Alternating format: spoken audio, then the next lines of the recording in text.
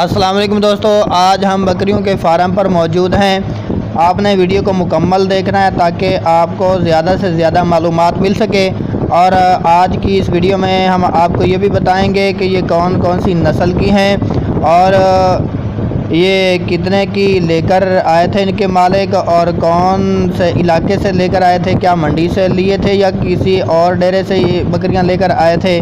और ये भी पूछेंगे कि ये शेड इन्होंने जो बनाया है उस पर कितनी लागत आ चुकी है, कितना खर्चा आया है। और यहाँ पर इस फार्म में मुंदरियाँ भी हैं और इसके अलावा दूसरे भी जानवर हैं। तो जिन दोस्तों ने अभी तक हमारे चैनल को सब्सक्राइब नहीं किया वो जल्दी से हमारे चैनल को सब्सक्राइब करें, साथ घंटी को भी दबाएं ताकि हर नई आने वाली वीडियो आप तक पहुँचती रहे। अस्सलाम वालेकुम। वालेकुम अस्सलाम। सर आपका नाम? अनवार जवेद। अच्छा अनवार जवेद साहब, इस फार्म की लोकेशन बता दीजिएगा।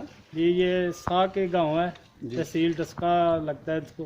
अच्छा, तो पसरूर रोड पे है ये। पसरू रोड पे। हाँ जी। अच्छा बता दीजिएगा कि आप गोट फार्मिंग कितने अरसे से कर रहे हैं? तकरीबन 6 माह से। 6 माह से कर रहे हैं जी। अभी न्यू स्टार्ट आप? हाँ जी। ये 6 माह आपके ओवरऑल कैसे रहे? हाँ अल्हम्दुलिल्लाह बेहतर रहे हैं, ठीक है।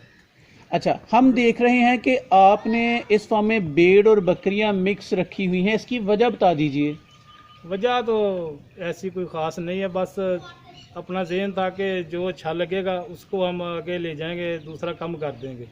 अच्छा, यानी कि प्रॉपर आपने कोई प्लानिंग नहीं की थी कि टैडी बकरियां रखेंगे या देसी या दोगली या भेड़े? नहीं, आगे से इंशाल्लाह दोगली बकरियां जो है वो रखेंगे। दोगली बकरियां हाँ रखेंगे? जी। अच्छा, दोगली बकरियों की तरफ आपका जहन क्यों जा रहा है? इलाके की मुनासिबत से बेहतर है वो? हाँ जी, वो इस इलाके में ज़्यादा शूट करती हैं। ये भेड़ जो है इस इलाके को नहीं अच्छा समझते। अच्छा, बीमारी चलिए बहुत ज़्यादा आती है। ये भी हमारे तजर्बे में इजाफा हो गया। अच्छा बता दीजिए आपके पास टोटल कितनी बकरियां हैं और कौन कौन सी नस्ल की हैं? ज़्यादातर तो हमारे पास जो है ना वो जैकमाबादी हैं। जैकबाबादी? हाँ जी। और कितनी हैं? तकरीबन 30 बकरियां हैं हमारे पास। अच्छा, ये पहले बकरियों की बात करते हैं। ये बकरियां आपने कहाँ से खरीदी थी? ये डेरा गाजी कहाँ से खरीदी? और बकरी एवरेज कितने में मिल गई थी आपको? तकरीबन 24-25 हज़ार के करीब मिली। 24-25 हज़ार, ठीक हो गया। अच्छा बता दीजिए कि आपके पास इसी तरह भेड़ें कितनी हैं टोटल? भेड़ें तकरीबन 40 भेड़ें हैं। 40? हाँ जी। और भेड़ें आपने कहाँ से खरीदी थी? ये भी उधर से खरीदी हैं। और कितने में एवरेज मिल गई थी आपको? तकरीबन 22-23 हज़ार में। अच्छा, भेड़ों की ये कौन सी नस्ल है? भेड़ों की भी किस्में होती है, ये कौन सी नस्ल की भेड़ें हैं? ये मुंदरी हैं ज़्यादातर। मुंदरियाँ ज़्यादा हाँ जी। ज़बरदस्त। और बकरियाँ कौन कौन सी नस्ल की हैं? बकरियां ज़्यादा तो जैकमाबादी हैं, बिच थोड़ी सी जो है वो कम है, कोई और नस्ल की हैं। ठीक है, राजनपुरी नज़र आ रही हैं हमें, राजनपुरी भी हैं बकरियाँ? हाँ जी। ठीक हो गया। अच्छा बता दीजिएगा, अपने तजर्बे से बताइएगा कि क्या आप समझते हैं कि भेड़ें बेहतर हैं या बकरियां रखना बेहतर है मुनाफे के पॉइंट ऑफ व्यू से? बकरियां बेहतर हैं। बकरियां ज़्यादा मुनाफा बख्श हैं? हाँ जी। अच्छा, क्या आप भेड़ और बकरियों को एक ही तरह से डील करते हैं या इनमें कोई खाने पीने की तमीज़ या फ़र्क रखा नहीं, हुआ फ़र्क होता है इनमें। भेड़ जो है वो उसका कोई और तरीका है और बकरियों को जो ज़्यादा है। थोड़ा सा तरीके की वजाहत कर दीजिएगा। बकरियां जो है ना ये अच्छा जो है ना खाना खाती हैं, वो इनको डालना तो पट्ठे डालने हैं वो अच्छे होते हैं। भेड़ जो है ना वो खा जाती है सभी कुछ। अच्छा, खुराक इनकी अलहदा है कुछ थोड़ा सा। आपके कहने के मुताबिक जो बकरियां ये नखरे वाली होती हैं? हाँ जी बिल्कुल। और भेड़ें बेचारा सादा होती हैं, जो भी मिले खा जाती हैं। हाँ जी। अच्छा, भेड़ों और बकरियों की मरगूब तरीन खुराक कौन सी है? पसंदीदा खुराक इनकी कौन सी है? पसंदीदा खुराक इनकी ज़्यादातर हम इनको बाहर चराने के लिए ले जाते हैं। अच्छा। उधर से ही जो भी इनको मिल जाए खाती हैं।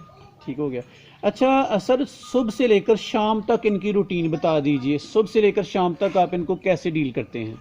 सुबह से हम तकरीबन अब से 8:30-9 बजे हम इनको निकाल लेते हैं बाहर चराने के बाहर लिए? चराने के लिए जी। तो शाम को लाते हैं तो उस वक्त हम इनको खुराक डालते हैं। अच्छा, खुराक में क्या क्या डालते हैं? खुराक फीड होती है।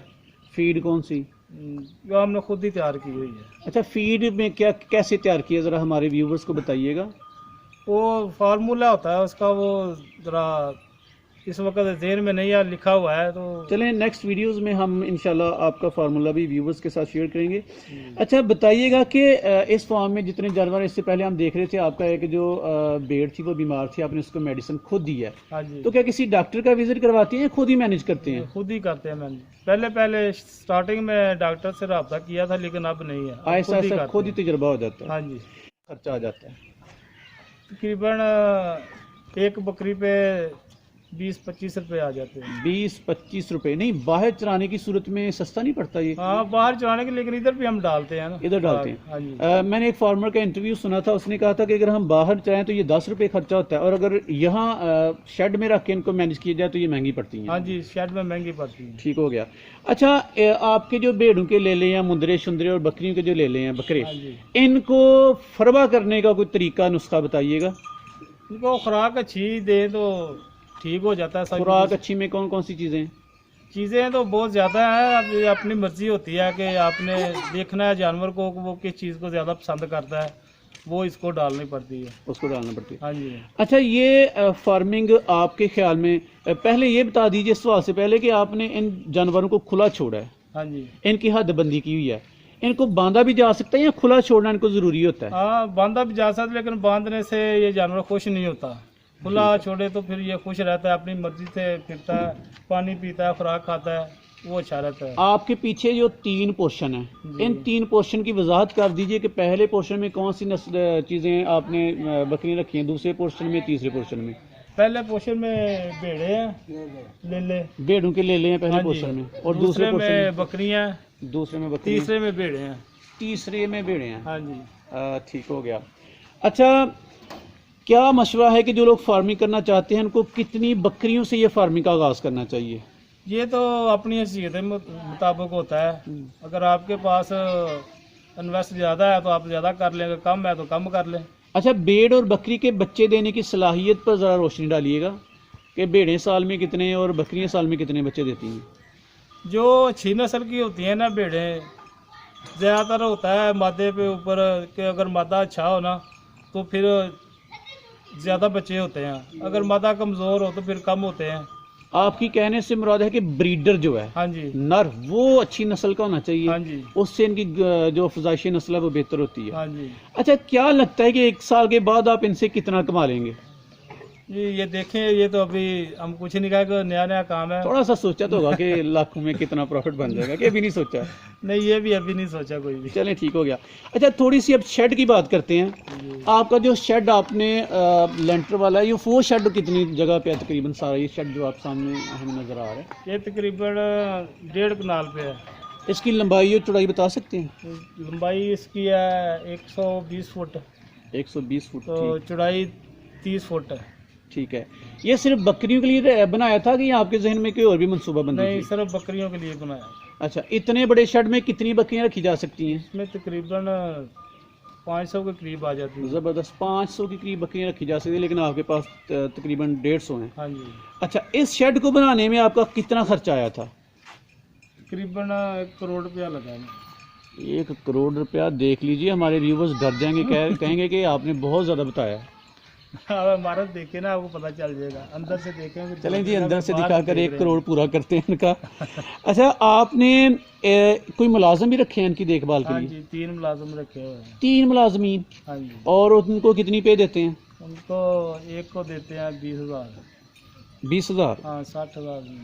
आप बड़ी अच्छी पे देते हैं जी, 20,000 पे देते हैं, और माशाल्लाह बड़ी अच्छी बात है। हम उसकी तायद भी करते हैं और इसकी तशहीर भी करते हैं कि मुलाजमीन को मैक्सिमम प्रोटोकॉल या मैक्सिमम उनको उजरत देनी चाहिए। हाँ जी। अच्छा बता दीजिएगा कि क्या आप भेड़ और बकरियां सेल भी करते हैं? हाँ जी, सेल करते हैं।